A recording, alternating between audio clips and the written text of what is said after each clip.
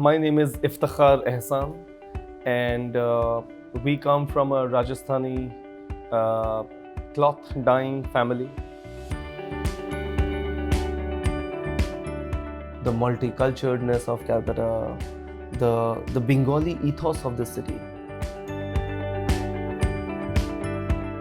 They are load-bearing walls, and each section is like a completely strong section on its own. So even if one section falls off, it doesn't have much of a bearing on the rest of the structure. So the amazing thing about old buildings is that it can be recreated just in that zone, and the rest of it can still be an old house which is strong. The moment the government talks about restoring something, or some rich private individual talks about restoring something, and it's a very scary thought, because for them restoration could be meaning making it shiny, gleamy, and bright and sparkly. But that's not what restoration should be.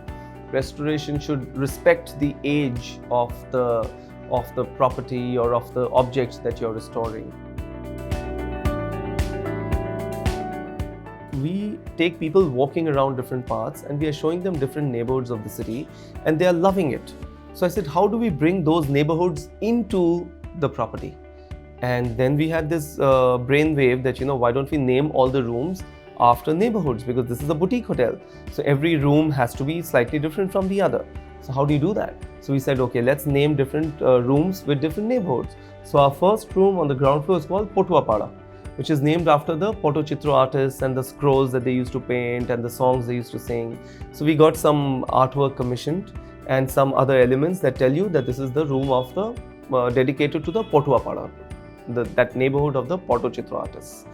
The second room is called Jatrapada, because not too far from here we have this amazing neighborhood where traveling theatre is still thriving and still doing roaring business. So we said, let's name our room, and so we've got props and we've got covers of those plays and posters of those plays, all kind of up here in the Jatrapada room. Our third room is called Mochi Pada. The mochi is an invaluable part of the street experience of Calcutta. Whenever your shoe tears or whenever your bags need repair, you rush to the mochi, and he does such a amazing job. In a matter of minutes, you're back to walking the streets again. So I think we did well to kind of dedicate one room to the mochis. Then in the Mochi Pada, then another room is called Boi Pada. Of course, Calcutta is a city of books.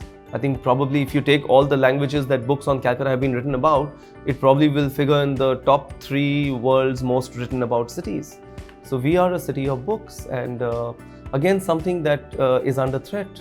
And let's hope that we kind of can continue in spite of the advent of screens and phones and Kindles, that we can continue our love for books the way we used to.